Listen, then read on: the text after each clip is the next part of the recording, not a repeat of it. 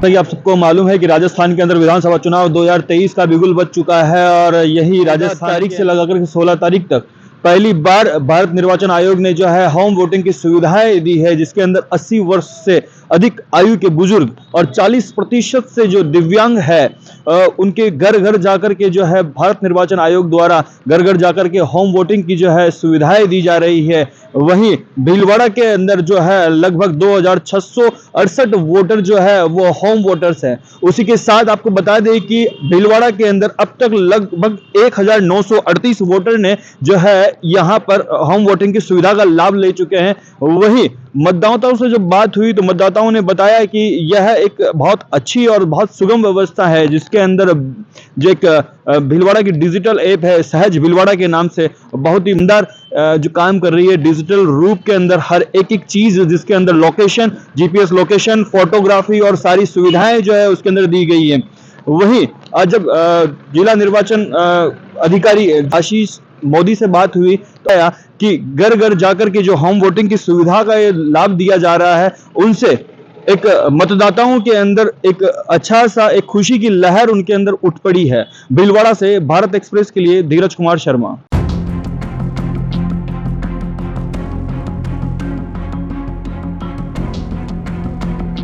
जैसे राजस्थान के अंदर विधानसभा चुनाव 2023 प्रारंभ हो चुके हैं और 25 तारीख को मतदान होना है और आज होम वोटिंग भी 14 तारीख से 16 तारीख का है। सर, क्या इसके अंदर नया है? इसके अंदर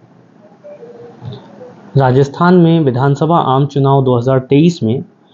भारत निर्वाचन आयोग के द्वारा जो एब्सेंटी वोटर्स कैटेगरी के मतदाता होते थे, यानी कि जो सीनियर सिटीजन 80 वर्ष से ज़्यादा जिनकी आयु है, तथा ऐसे पीडब्ल्यूडी वोटर्स जिनके पास बेंचमार्क डिसेबिलिटी जिनकी 40% से ज़्यादा है और उनके पास इस बेंचमार्क डिसेबिलिटी का सर्टिफिकेट है, इनके लिए भारत निर्वाचन आयोग द्वारा नवाचार करके होम वोटिंग की व्यवस्था की गई है।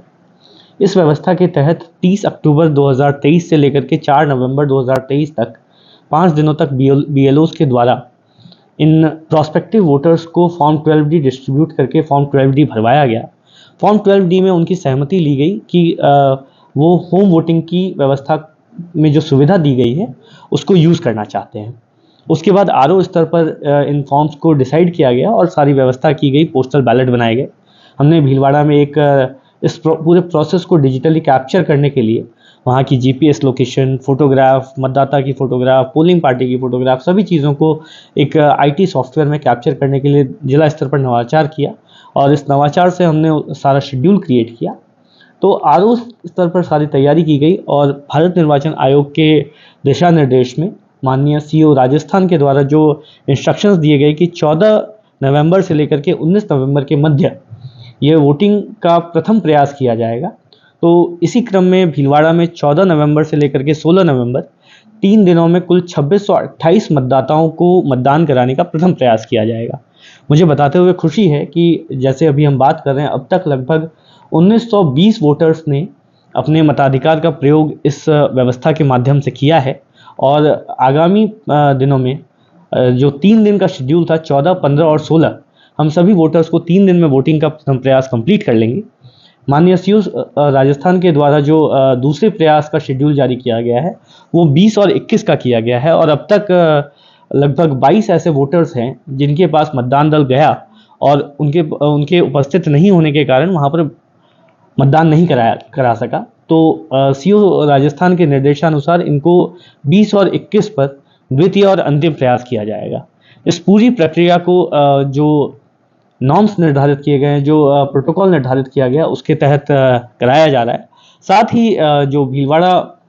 में नवाचार हुआ है सहज भीलवाड़ा ऐप के माध्यम से जो लोकेशन, फोटोग्राफ और सभी सारी डिटेल्स वहाँ पर जो कैंडिडेट्स के अभिकर्ता हैं उनकी उपस्थिति की डिटेल्स, जो वीडियोग्राफर हैं उनके माध्यम से फ़ोटो लेकर के अपलोड कराने की सारी व्यवस्था की जा रही है और इसको रिटर्निंग अधिकारियों के स्तर पर तथा जिला निर्वाचन अधिकारी एवं जो ऑब्जर्वर साहिबान आए उन सभी के स्तर पर मॉनिटर किया जा रहा है। सर, ये जो व्यवस्था है पहली बार यहाँ हो रही है, लोगों में किस तरह का रुझान दिख रहा है? जब हमने अभी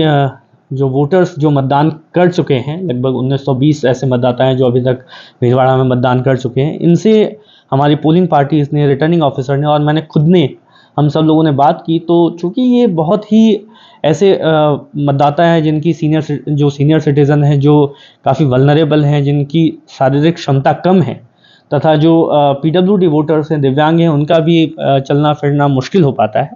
तो ऐसे वोटर्स को अगर घर पर बैठ कर के व्यवस्था दी जाती है तो उनको बाहर नहीं आना पड़ता। अभी मेरी एक मतदाता से बात हुई, वो बता रहे थे कि उनको बहुत ज़्यादा अस्थमा की शिकायत रहती है, तो बाहर निकल कर के मतदान केंद्र तक जाना, और कई बार वहाँ पर चूँकि लाइन लगी होती है तो वहाँ पर इंतज़ार करना मुश्किल होता है। तो इन सभी चीज़ों से बच कर के जो भारत निर्वाचन आयोग के द्वारा यह व्यवस्था की गई है, जो सुविधा प्रदान की गई, इससे मतदाता बहुत खुश हैं, और कई मतदाताओं ने बड़े ही भूरे शब्दों में भारत निर्वाचन आयोग की और पूरी निर्वाचन प्रणाली से जुड़े सभी लोगों की बहुत बहुत प्रशंसा की है।